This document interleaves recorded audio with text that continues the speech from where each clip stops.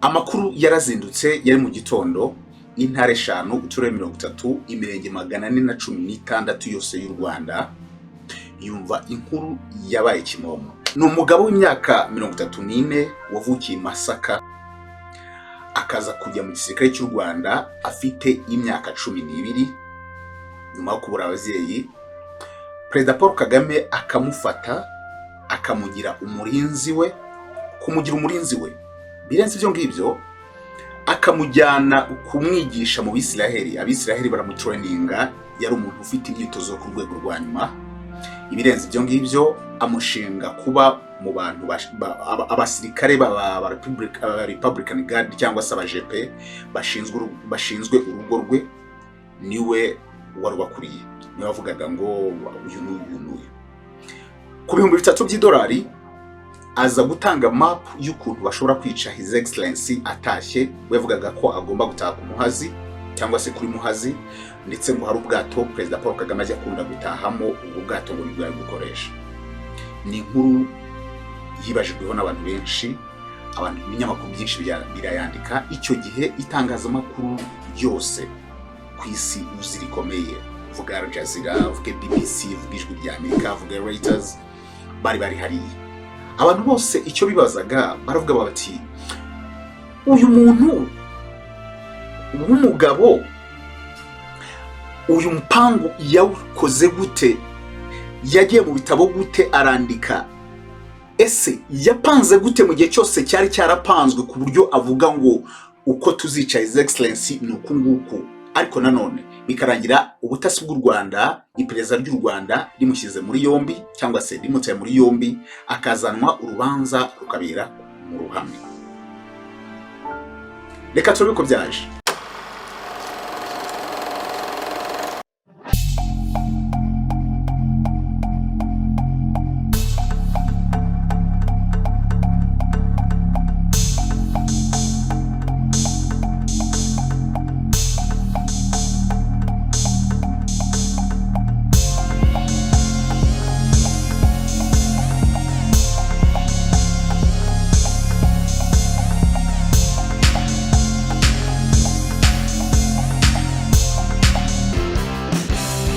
Abaroma, ubu turi kuri episode ya 6 y'amateka akarishye. Ibi ngibi muranyemera yuko noneho mbivuga nkabivumuzi. Aya, murakoze cyane. Wadao, turi ku itariki ya 30 z'ukwezi kwa 6 muri 79 i Masaka. Benshi barahazi, uvuye Kanombe, benshi bavuga ngo ni inzira ijya mu mahanga, uvuye Kanombe teke ukagenda ukagira i Masaka. Aho ngaho hari havutse umwana w'umuhungu, ababyeyi be bishimye cyane, barangije bamwita bati ni Joel Mutabazi. Joel Mutabazi yarize amashuri abanza ndetse n'ayisumbuye, ariko mu buryo butaje kugenda neza ni bwa buzima abantu twese tubamo. Aza guhura n'ikibazo, ababyeyi be baratabaruka. Batabarutse afite imyaka mike cyane. Ndetse urumva muri icyo gihe bari baranahunze. Murabizi ko abanyarwanda batotezwaga, ubwoko bumwe bw'abatutsi bukaza guhunga bakisanga muri Uganda. Aza kwinjira mu gisirikare cya RPA. Yinjiye mu gisirikare cya RPA, aza guhura na His Excellency. Icyo gihe Perezida Paul Kagame, icyo gihe ntabwo yari perezida, yari navuga ngo yarakuriye indwanyi za RPF, inkotanyi zabahoye igihugu. Baza guhura, ariko aramuzamura mu gisirikare kugeza ku rwego yaje kumwizera, amushyira muri bamwe bagomba kumurinda umutekano. Mbere yaho gatoya, uyu musore n'abandi bari bagize itsinda ritoya barafashwe bajyanwa mu gihugu cya Israel, gukarishwa ubwenge, gukarishwa mu bintu bijyanye n'intambara, batozwa mu rwego rukomeye cyane. Baravuga ngo n'abakomando. Icyo gihe twaravuga nguriya n'umukomando, sinzi niba ibyo bintu mubyibuka. Bara n'abakomando. Yenda ntabwo twari tuzi abana, ntabwo babazema ngo special force, tuzi ngo n'ibiki twavuga ngo nguriya n'umukomando. Uriya rero yari umukomando wagiye gutorezwa mu gihugu cya Israel. Gusa cya Israel twese turakizi ko kubijyanye n'intambara, kubijyanye n'igisirikare, kubijyanye n'imitozo, kubijyanye n'ubutasi, barabagabo bari ku rwego rwo hejuru cyane. umugabo aragenda arakarishwa ubwenge aza no gushaka umugore babyarana abana ngira ngo ni babiri, if I'm not wrong ngira ngo ni babiri. bibaye aho ngaho arinda umukuru w'igihugu, ariko bigeze muri 2010 if I'm not wrong, nibwo umuntu wari ukuriye ngira ngo yari yarabanje kujya mu butasi, avuye mu butasi aza kujya ngira ngo nabaye umugaba w'ingabo, avuye kuba umugaba w'ingabo aza kujya kuba ambasaderi, ngira ngo abaye ambasaderi mu Buhinde, ariko ahantu atanakoze, ngira ngo atanatangaga amaripoti nk'umuntu uhagarariye u Rwanda. Yaje gutoroka igihugu ajya muri South Africa. Uwo nta wundi yari Kayumba Nyamwasa, yari Lieutenant General Kayumba Nyamwasa, kwese turamuzi. Operation ye yo nzayibabwira, ariko amaze kujya muri mbere yuko atoroka, cyangwa se kugira ngo buri muntu atoroke, nubwo yatorotse mu buryo abantu batamenye neza uko byagenze, ariko byanga bikunda hari umuntu uba wagufashije.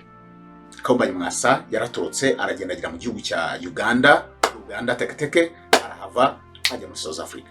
Ajya South Africa, ariko mu Rwanda byanga bikunda hari abantu bafunzwe. Muri abo bafunzwe bagafungirwa muri barracks ya Kami, harimo uwitwa Lieutenant Joel Mutabazi.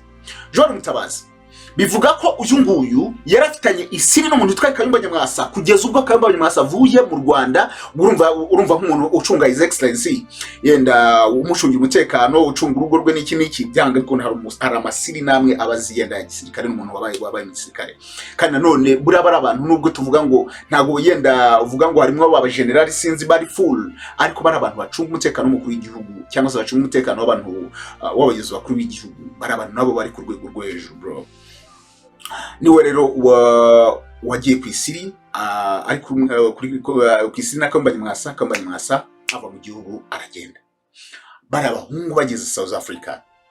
Icyo gihe yari ngira ngo yageze South Africa, Kayumba Nyamwasa asangayo Patrick Karegeya. Operation ye nari babwiye, ngira ngo ni ya mbere, ni amateka karishye ya mbere, muze kuyireba arahari. Noneho baradutesa batesa igihugu nibikubwira, baragitesa bapanga gutera ibisasu, bapanga kugira gute. Noneho bivuga ko uyu muhungu ibintu ntari sure neza yafunzwe amezi 17, ariko baje kumurekura yahise adizatinga mu gisirikare. Ndavuga ariyo Lieutenant Joel Mutabazi. Urumva baramufunze bari kumubaza Kayumba Nyamwasa yacitse gute ibintu nk'ibyo aza kudizatinga ni biriya nababwiye ngo ni AWL, cyangwa se absent without leave.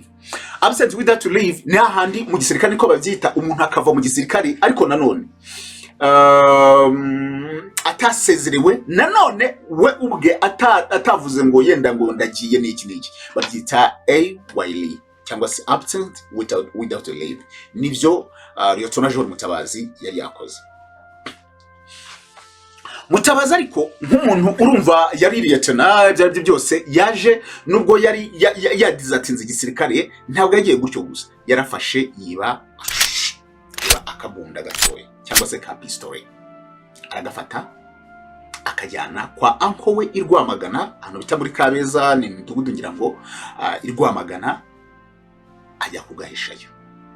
Agezeyo ubundi bityo nuko yasuraga uncle we n'iki aho ngaho i Rwamagana. Uncle yaraje, ubundi umwana yaragiye, yarasanzwe yisanga mu rugo kwa uncle we, yitwa Mutamba, ngira ngo Eugene Mutamba.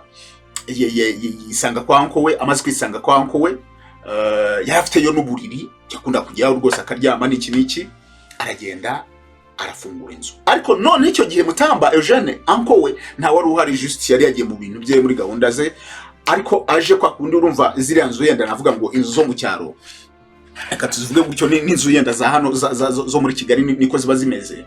Hari umuryango wa saro, hakaba n'umuryango w'inyuma, umuryango twita ngo no mu gikari. Uwo muryango uncle we aje niwe yaciyemo kwinjira, asanga Lieutenant Joel Mutabazi yicaye muri saro, harimo arira televiziyo, nta kibazo n'iki. Arangije abwira uncle, aramubwira ati ariko ndashaka kujya gusura mabukwe. Ndati ntiyabigiraho ikibazo, urumva nta rwo ari kujya kumubaza ngo ese ngo aha ikibari n'iki n'iki, nta bintu byinshi ari kumubaza. Ariko arangije aramubwira ngo aka kantu kambikire, ubwo ni pistol. Uyu nguyu uncle we yaragafashe arakajyana agashyira mu cyumba, agashyira no mu isanduku ahantu munani muri mu isanduku. Mu buryo butasobanutse neza, Liyetona Joel Mutabazi yaje gutoroka u Rwanda ajya mu gihugu cya Uganda. Ubwo yatorotse ngira ngo muri 2011. Urumva umwaka 2010 Kayumba Nyamwasa amaze kugenda, baramubajije asotse atoroka muri 2011. Atorotse muri 2011, ariko already mwibuke ngo yasize imbunda kwa ako. Gutoroka byo urumva nabakamba baratorotse na Patrick Karegeya yenda uko batorokaga byo nta hari ukuntu bitasobanukaga neza, ariko bose inzira yabo ikora guca muri Uganda. Urumva Patrick yaciye muri Uganda ngira ngo 2007, Kayumba Nyamwasa aca Uganda 2010, Liyetona Mutabazi nawe aca Uganda uwo mwaka 2011. Yari yo nzira ngira ngo bari barabonye ko kwa anko nta kibazo. Aragenda amaze kuhagera, hari ikintu twita ngo icyo twita asylum seeker. Asylum seeker ubundi hari icyo kuvuga ngo impunzi, hari no kuvuga ngo umuntu kuba ari asylum seeker. Asylum seeker iyo ugeze mu gihugu, suppose umuntu abantu bari kuva muri Congo baraje mu Rwanda baje gushaka asylum seeker. Asylum seeker ni igihugu kibanza kwigwa, no kuvuga ngo icyo gihugu cyo kibanza kikakwemera ko uri asylum, uri gushaka nyine ubuhungiro, cyo twita asylum. Noneho kimaze kubuguha, noneho uhita uba impunzi ya UN, then ugatangira ukajya muri UNHCR. Noneho ariko ibyo ngibyo bibanza kwemezwa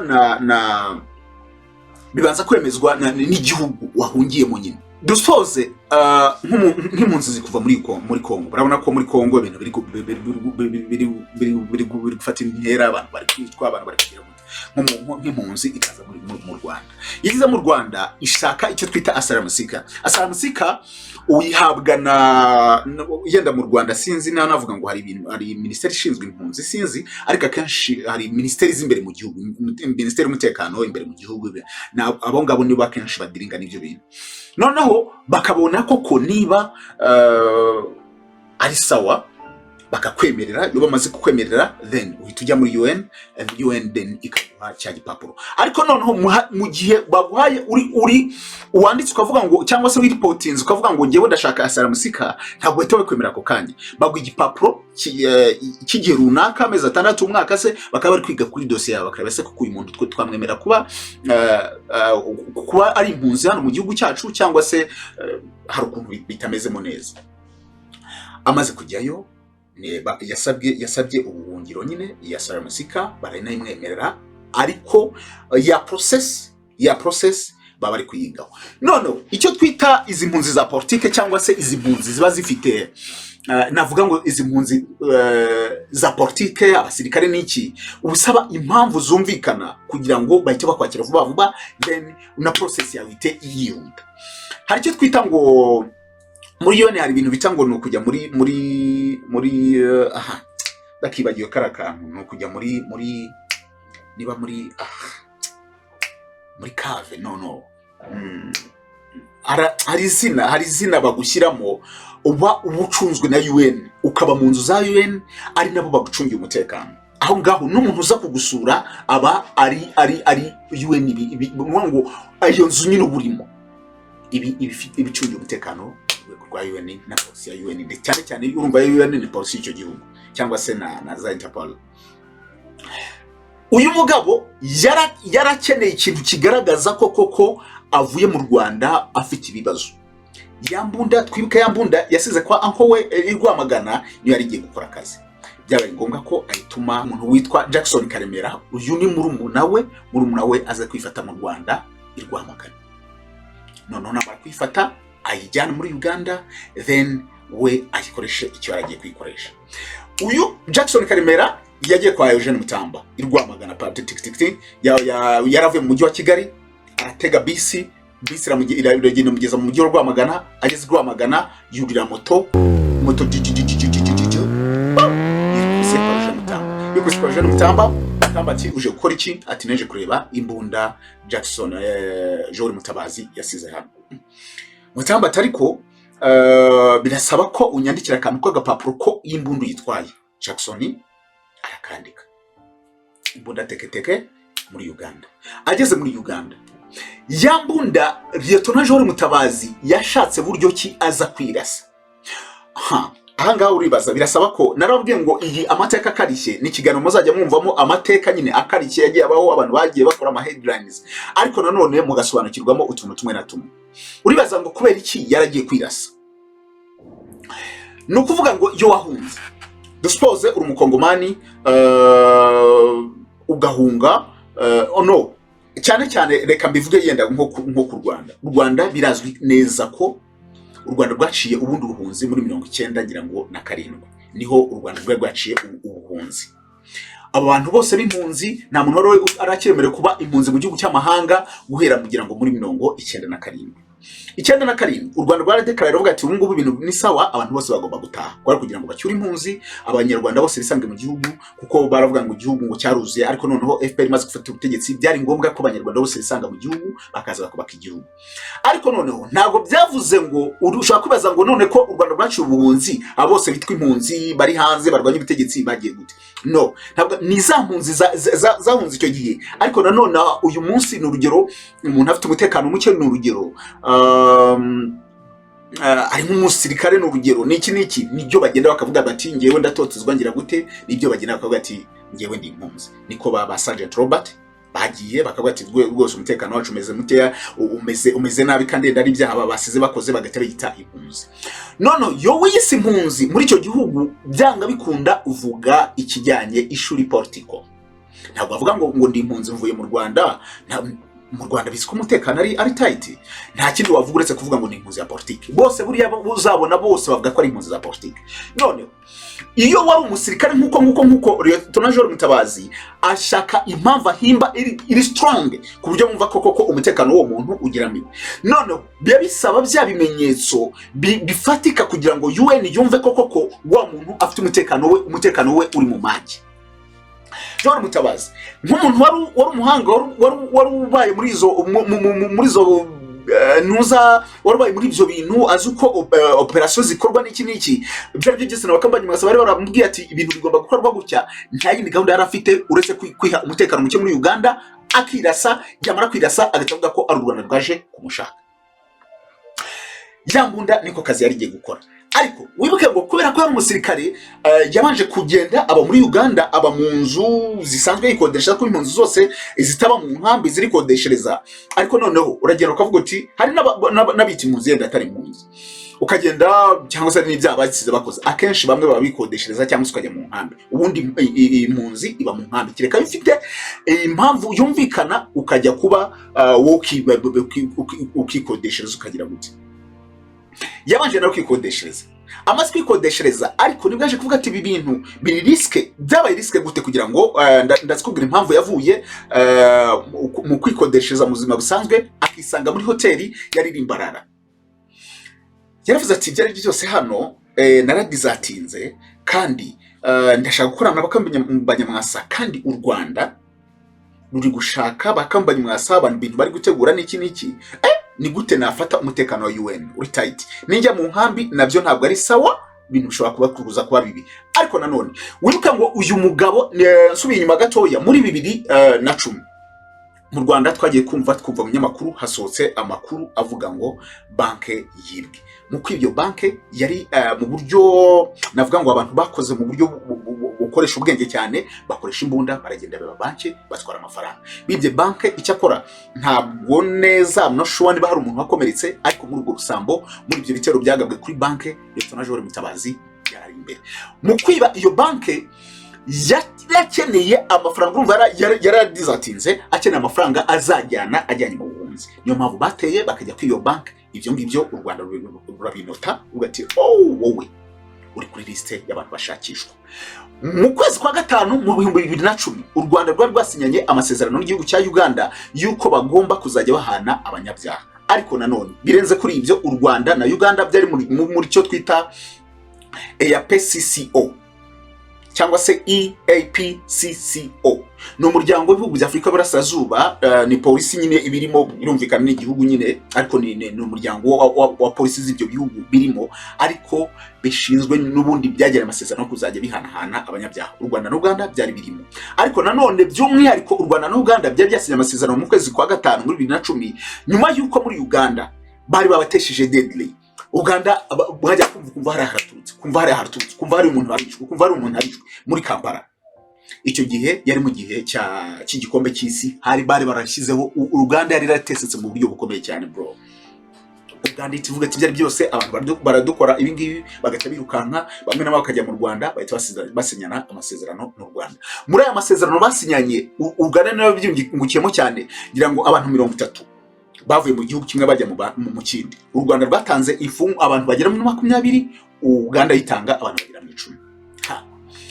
Ngarutse rero kuri date, Joel Mutabazi yari kuri list y'abantu bari basize bari gukekwa ku gitero cyaga kuri banki muri 2010 mu Rwanda. Nawe yari kuri urwo rutonde, kandi yarakeneye amafaranga agomba kujyana hariya, akeneye ibyo ngibyo. Ageze muri Uganda rero aravuga ati u Rwanda n'ubundi ruri kunshaka, shaka kuza guhura n'ibibazo, nkeneye ko UN inyitaho mu buryo buri special.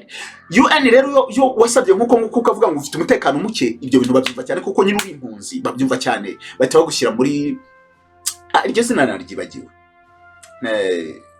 iryo zina naryibagiwe, bahita bagushyira bahita muri bahita bagushyira mu cyo twita, bagushyira muri goal. Nari nakibagiwe, I'm sorry. Hari cyo UN igira ikintu bita goal. Goal ni bantu baba bafite ibibazo bikomeye kugira ngo dosiye zabo zitweho, baziteho mu buryo buri special, bahita babajyana mu bihugu runaka, cyangwa se batabona mandate cyangwa se ubuhunzi, nicyo bita mandate aho ngaho. Ngo usabye ubuhunzi aricyo twita asylum seeker, ibi ni igihugu, none umaze guhabwa mandate nibwo buri impunzi, ugahabwa na ID impunzi, ugatangira ugacacisha dedi hariya. Noneho uwo mugabo Joel Mutabazi yabonaga ko kugira ngo afate attention ya UN agomba kwiteza umutekano muke, niko kazi yambunda yarigiye gukora. Ariko mbere yuko akoresha yambunda, yaragiye guhura n'undi musirikare n'undi waratose mu Rwanda witwa Muriza, no ni Karisa I think. Bagiye guhura, bari bapanze ngo bahurire ku gahoteli kari ahantu gutyo nyine, agahoteli mushaka gupanga. Noneho bariyo ngo Karisa kazajya yikanga, uko abonye umuntu akikanga, ariko noneho Karisa ari agiye guhura n'Mutabazi, inshuti isanzwe tu y'ingandi, barayica. Ariko yicwa nyine ntitwakunda ufite ibibazo n'abantu n'iki. We ahitagira ubwoba ngo abanyarwanda baje kunshaka, si ahita arabura umuntu witwa Mutabazi ubwo baramwica. Bomwishe rero nibwo yahise yikorera operation wa arirasa, ariko bidakomeye nyine ku buryo atiyica. Ahita ajya kwipotinga muri UN ati murabizi, ati abanyarwanda bandiho bubi. Icyo gihe kugira ngo ibintu bye binakomere cyane, UN nyine bihimbaraga, yese hamagara ikinyamakuru bita Times cyo muri Bwongereza, avuga n'umudamu wari umunyamakuru muri icyo kinyamakuru, amuha inkuru. Muri iyo nkuru amubwira ko uburyo ki operation yiye yakozwemo kugira ngo bamushake cyangwa se ngo bashake kumwica, harimo abanyarwanda, kandi ngo bakora ubutasi ku rwego rwo hejuru, ngo bahiga birenze bya Mossad. Yaravuze ngo noneho we mukuntu yabivugaga yasaga nk'umusetsa cyane, avuga ngo oya, ngo ntabwo ari Mossad, ngo ntabwo ari KGB, ngo ntabwo ari MI6, ngo ntumutekereze ko ngo ari FBI cyangwa CIA. N'ubutasi bw'u Rwanda bwanshakaga, nibwo bwandashe. Umuzungu w'umwongereza aramureba, none se babigenje gute? Avuga operation uko yagenze. Ariko ibyo ngibyo bwa kugira ngo bigende bijya mu binyamakuru, najya muri yo navuga ati ngewe umutekano wanjye ntabwo umeze neza, kandi dore ibigaragara batangiye kubyandika. Ahita atanga profit ikinyamakuru nka Times, ibyo byose UN ibonye ko ibintu byawe ikinyamakuru nka Times cyabyanditseho, cyangwa se ukabona nk'ikinyamakuru nka Al Jazeera cyabyanditseho, ukabona New York Times yabyanditse, bacha babiha agaciro deadly. Ubwo yari yo operation yagiye gukora. Ariko mbere yuko iyo dossier inapprove na UN, nubwo nabo UN bibahagurukya ntabwo bahita byapprove ako kanya, ibintu nabo bigaho bakabateho ariko mbere yuko banabyakuruva n'iki direct kivuga ngo ufite umutekano muke bahita bagukuraho ngo bakakujyana icyo bita goal. Iyo goal niyo bamujyanyemo ajya muri hoteli yari Imbarara ajya kubanamo na famiye ye.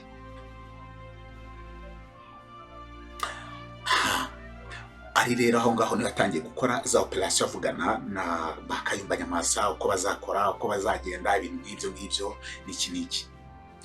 Mu kubivugana baje gukora inama muri Kampala. Bamaze gukora inama muri Kampala yari irimo Joel Mutabazi, yari irimo abantu bavuye muri FDLR, yari irimo abantu bavuye muri RNC. Muri iyo nama yari irimo abantu bavuye muri RNC. Kayumba Nyamwasa yohereje abantu babiri barimo Samuel Toko, harimo na Esther Kanyile, noneho FDLR nayo yari hari hagara n'umukoloneli witwa Jean Marie. Bose baragenda bahura n'umuntu witwa Lieutenant Colonel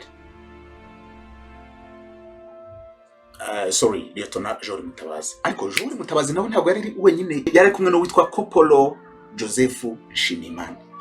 Abo nibo bagiye mu nama, noneho batapanga rero uko bazatera muri Kigali mu mpango, noneho bari bagiye kuwunoza. Aho ngaho yari mu mpera za 2012 gutyo. Bapanga ko muri 2013 aribwo bazatangira gutera amabombe. No, yari mu ntangiriro za 2013 aribwo bapanga ko bagomba gutera amabombe mu Rwanda. Ayo mabombe impamvu bagiye kwitera mu Rwanda muri 2013 niho hagomba kuba amatora y'abadepite. Noneho RNC ibaha bombe 150 ndetse bemerera ko izabaha ibihumbi 50 by'amadolari, ariko ako kanya bahita babaha ibihumbi 14 by'idolari. Yari amafaranga menshi bro. Ubwo rero witwa Joel Mutabazi nabatangira baha mapu y'ukuntu bakwica umukuru w'igihugu. Ukuntu bakwica umukuru w'igihugu bavuga ati yatashye bigenda gute nk'umuntu wacunze umutekano we, nk'umuntu wari ufite nk'umuntu nyine waruzi umutekano w'urugo rw'umuntu wari ushinzwe abantu bacunze urugo rwe, yarazi ibintu byose directly. Abamapi yose baravuga ati nono gahunda yo gutera ibisasu. Umuntu agomba kuza gutera ibisasu yari uyu Kopolo Joseph Nshimiyimana teketeke mu Kigali. Iyo nama bayikoze ngira ngo ni muri Kamena muri 2013, bayikora ahantu bita Mamba Point Bar. Aho niho bari bicaye none ku itariki ya 13 Nzeri muri 2013. Itsinda riyobowe na Kopolo Nshimiyimana Joseph yinjira mu Rwanda ku itariki ya 14 Nzeri. Umunsi ukurikiyeho tugiye kumva hari mu gitondo abantu bose baramukiye mu kazi, muzi uko Kicukiro habameze ku isoko ryaho, hari abita muri rira soko ryari ryuze ngira ngo abantu bose bajya guhahira zazini, abantu bose barahazi hariya harashyaga, twese turahazi, twajya guhaha byo kurya byo kwambara ibintu nk'ibyo byose, abantu bose bajya gushakira hariya. Tugiye kumva bombe ngo utwika, abantu bose bagira ubwoba, bamwe bariruka, bamwe batabana bariruka. Icyo gihe Kigali yari igiye mu gihe cy'agahinda, bibi cyane. Polisi iraza n'imodoka zose, abasirikare barapanuwa baravuga ati nduteye bombe, abantu bose bagwa muri ikintu kimeze nk'agatangaro. Ati ibintu bigenze bite? Polisi iraza ireba uko bayiteye, amazu yasenyutse birumvikana. Ku munota wa nyuma polisi imaze gukora iperereza kureba uko ibintu byagenze, inkurumbi yaje gutaha Kigali isanga umugabo witwa Yadufashije ndetse n'ababiyambere bamaze kuva mu mwuka. Bahita bahamagara ambulance imwe yasiva ku ngira ngo yavuye ku Muhima, indi itiva Kicukiro, iva CHK, ziraza batashyira mu mirambo, bahamagara famiye zabo baravuga ati kubwa mahirwe makeya Yadufashije n'ari ya mbere ntago babashije kurenga urugendo. Yari inkuru mbi cyane, yateje navuga ngo umujinya. Buri muntu wese wayumvaga yagwaga mu kantu. Abarokotse icyo gitero cyangwa se izo grenade barashimaga Imana, amasengero yari yuzuye, abantu bashima bati nanjye narindi Kicukiro nagiye kugura utunyanya, nanjye narindi Kicukiro nagiye gushaka agashati. Yari imiborogo, yari inkuru z'agahinda, yari amashimwe kuri buri ruhande. ku rundi ruhande uko abanyarwanda bishimye niko uwitwa Nshimiyimana Koporo Nshimiyimana ari kwandika na yandikira boss we ari we Lt Joel Mutabazi wari muri Uganda. Uyu Nshimiyimana yari yarise akazina ka Habari 03 naho Lt Joel Mutabazi yari yarise Molef Zedwa Joe mutuze natwo kugira ngo batazajya bamenyekana nyine urumva abantu ntabwo baza bivuga amazina. Noneho bo ku ruhande bari guseka, bari gukoresha kuri bandikirana ku mbuga za WhatsApp na za Skype. Ubwo Nshimiyimana wari wahise Habari 03 yandikira Molef Zedwa Joe ari nawe Joel Mutabazi, aramwandikira ati arabwenge. Undi ati ubwo arabwenge yari maze kuvuga ati nabikoze nyine mu bwenge. Undi ati shwa Kicukiro se? Undi ati yego, ati neretse bariya ko ubwo yashaka kuvuga indorerezi z'amatora ko nta mutekano nyine uzaba hari mu gihe cy'amatora. Ariko kumwandikira boss we ari we Molef Zedwa Joe ari we Joel Mutabazi ntabwo yamusubizaga nyine ngo amushimira appreciating akazi kakozwe. Undi aramubwira ati ariko kutanshimira. Byasaga naho yenda uko bari babipanze atari ko byari byagenze, ko bo bari bapanze ko ari igitero kigomba kuba kiremereye cyane n'amabombe yanagiye anyanyagira cyane. Bari bapanze ko bagomba guca abantu benshi actually kugira ngo umutekano bisa naho urumva niba bari babahaye bombe 150 batera bombe imwe yenda n'izindi ariko zikica abantu babiri abandi 46 bagakomereka. Urumva ntabwo plan ntabwo ariko yari yagenze. Bigaragara ko boss atari yishimye ko igitero kitagenze neza. U Rwanda rwahise rurarakara kabisa.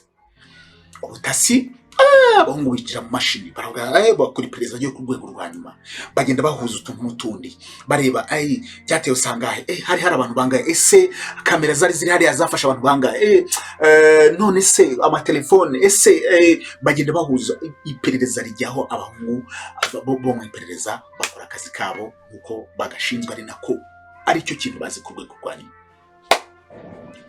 Iperereza riza gusanga umuntu witwa Kayumba Nyamwasa icyo gitero yaragitemwe akaboko, baza gusanga uwitwa Joel Mutabazi agitemwe akaboko. Bacavuga ati nta yindi gahunda uretse kumusaba Uganda igahita itangira kumuta muri yombi. Ariko noneho hagati aho ngaho Uganda nayo yari yatangiye kugenda imurya isataburenge. Umunsi rero yari kumwe n'umuntu wo muri CMI witwa Koporo Murindwa Mukombozi, nawe ngira ngo yakoraga yakoraga mutasi bwa Uganda, ariko nanone ashakira abantu Kayumba Nyamwasa bagomba kujya muri RNC.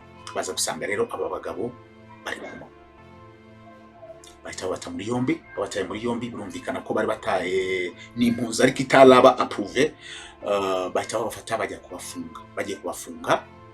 Ubwo hari hagezweho ikintu cyo kuvuga ngo u Rwanda rwari rugiye gusaba Uganda bati natwe mwibuke twabaha abantu babatesheje muri 2010 mu bitero abantu bagabaga i Kampala mu gihe cya World Cup, natwe uwo mugabo turamushaka. Baramufunze iminsi mikeya, ariko birumvikana ko ibintu bisakuza n'iki ariko mu buryo abantu batamenye neza. Uganda yahise iha u Rwanda umuntu witwa Koporo, umuntu witwa Lt Joel Mutabazi ndetse na Nshimiyimana uriya wagabye ibitero mu Rwanda Joseph.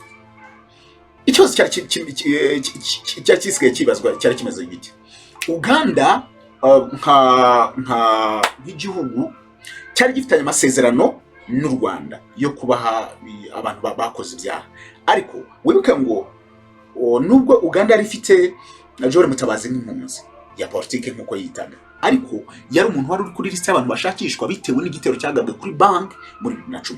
Ikindi yari nanone kuri liste nanone cyari kigiye kuba icyaha cya kabiri nk'umuntu wishe abaturage barimo yadufashije bishwe muri 2013 ku isoko rya Kicukiro. Yaragiye ku rutonde ubwo yabaye umunyabyaha Uganda yagombaga guha u Rwanda. Uganda ibintu biravuga ngo sinzi banafata abantu bageze ngira ngo bafashe abantu bageze mu 8 ngira ngo barimo abapolisi bakomeye bo muri Uganda, harimo umunyarwanda ndetse n'umukongomani umwe. babashinja ko ari bakoze babyita ko bakoze ikintu bita ishimuta, bashimuta Joel Mutabazi bamukura muri Uganda bamuzana mu Rwanda. Amaze kugera mu Rwanda, urubanza rwari rurimo abantu benshi, ntabwo ari we wenyine, harimo uwo Nshimiyimana Joseph, harimo uwo murumuna we, harimo Mutamba Eugene nka anko, harimo n'abandi yari itsinda rinini cyane. Bayize mu Rwanda, ubwo bari bagiye kubona icyo twita abarundi bavuga ngo itahe yari igiye kubakubita mu gahanga. Urubanza ruratangiye, ngira ngo mpera za 2013 ruratangiye. Urubanza rwamaze ngira ngo nk'amezi nk'icyenda, ariko urubanza rwe rwabaga rumeze mu ntangiriro, we yavugaga ko ashaka ko urubanza rwe ruba ku karubanda, ariko ubushinjacyaha bukavuga ko bitewe harimo ibintu by'umutekano w'igihugu ntabwo ari ngombwa, ariko nyuma rwaje no kujya ku karubanda ngira ngo mu gihe cy'ubujurire. Uyu mugabo yaje gushinjwa na muyomba we Eugene Mutamba, aza gushinjwa na Patrick Karemera, uyu ni murumuna we. Baramushinja rwose ko yari afite imbunda, ndetse bajya no gusura kwa Mutamba mu rugo Rwamagana. Ubushinjacyaha bwafashe abangaba batatu, Karemera, Mutabazi na Eugene, barabafata teketeke babageza i Rwamagana mu nzu aho Eugene Mutamba yabaga, bajya kureba aho nyine imbunda yari yarahishe. Baragenda, Mutamba arabasobanurira, bereka aho mu munsi uko akundi nabibabwiye aho yari yicaye n'iki. Basanga koko umuhungu yari atunze intwaro mu buryo butemewe, yari yarapanze kwica umukuru w'igihugu, bateye mbese kwifatanya n'imitwe irwanya ubutegetsi kandi y'inyeshyamba, yari afite ibyaha byinshi. Icyakora abandi bo bari bafatanije muri iyo crew baje kwemera ibyaha banasaba imbabazi, ariko Joel Mutabazi ndetse na Nshimiyimana bo bakomeza kwanga, bakomeza guhakana. Urubanza rwarabaye, ngira ngo mu mpera za 2014 baza kumukatira burundu, ndetse na Nshimiyimana Joseph wa wundi wateye ibisasu muri Kicukiro. Ariko kuri Joel Mutabazi ntabwo yanyuzwe, yaje kuvuga ati rwose ngomba kujurira kugira ngo ndebe ko igihano bakingabanyiriza. Urubanza rwe ngira ngo muri 2019 nibuka neza 2019 ngira ngo ubwagiye rusa n'urugenda rw'imurwa n'ubundi baje kumukatira imyaka, baje kumukatira n'ubundi burundu. Joel Mutabazi yari afite umudamu, ngira umudamu aba muri Belgium, niba nibeshye niba ari US, hagati aho Belgium cyangwa US. Yaje kwandikira muri mpera za 2019 cyangwa se muri za 2021, yaje kwandikira Perezida wa Repubulika, ndetse anavuga ku ijwi rya Amerika, atanga ikiganiro, aravuga ati rwose ndasaba imbabazi umukuru w'igihugu. Muri uko gusaba imbabazi yaravuze ati nukuri uyu Joel Mutabazi n'imfubyi, ntabwo yizi atari mu gisirikare kuko yakigiye afite imyaka 12, ati icyo gihe nta babyeyi yari afite, ati kuva icyo gihe yabaye iruhande rwa Perezida Kagame kugeza nisa, ati rwose ndamusabira imbabazi, ati nukuri kw'Imana ndamusabira imbabazi kuko kugira ngo amubabarire aca inkoni zamba, nukuri amubabarire. Ariko urumva nanone byari bigoye kugeza ubwo Perezida wa Repubulika itegeko rimwemera ko umuntu uwo ari we wese icyaha cyose yabashinjwa, Perezida wa Repubulika itegeko rimwemera ko yaguha imbabazi, urwego rwose waba uriho, aho waba ugeze, afite uburenganzira bwo kuguha imbabazi. Ariko byari bigoye ko Perezida wa Repubulika nyine kuva icyo gihe ntabwo aramubabarira, ariko abenshi bakavuga bati Joel Mutabazi umuntu bari barizeye bakamuha gucunga umukuru w'igihugu, umuntu yararibye umutekano imyaka igera muri 20, agashaka kumvutsa ubuzima, kumwambura ubuzima. Benshi bakavuga ati n'icyari yakoze cy'indengakamere, uretse umukuru w'igihugu n'abanyarwanda muri rusange yaragiye kubahemukira, ndetse yari yanabitangiye no kwifatanya n'abakambanyi mwasa, muzi neza umupango w'abakambanyi mwasa ba Patrick Karegeya, bose barafite gahunda yo kwica umukuru w'igihugu, yo gukuraho umukuru w'igihugu, yo kumuvutsa ubuzima. Ntabwo kwari kuba bahemukira u Rwanda gusa, kwari kuba bagiye guhemukira n'abanyarwanda muri rusange. Joel Mutabazi ubu tuvugana, ngira ngo baje kumwambura impeta za gisirikare, yes, muri icyo gihe baje kumwambura impeta za gisirikare,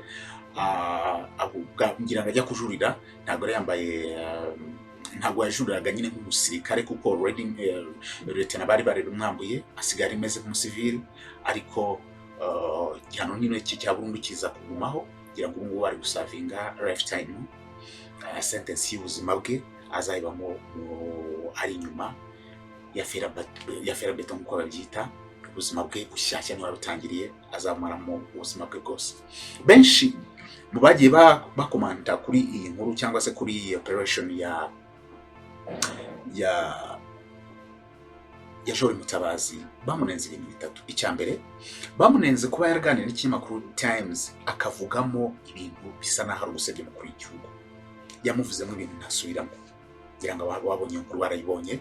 Icya kabiri Joel Mutabazi umuntu igihugu kirakwizeye. Erega buriya ntabwo ntekereza ko yenda president nawe agira urwego kuvuga ngo ko nk'umugaba mukuru w'ingabo nyine akaba atiyenda, ariko igihugu kiba cyakwizeye bro.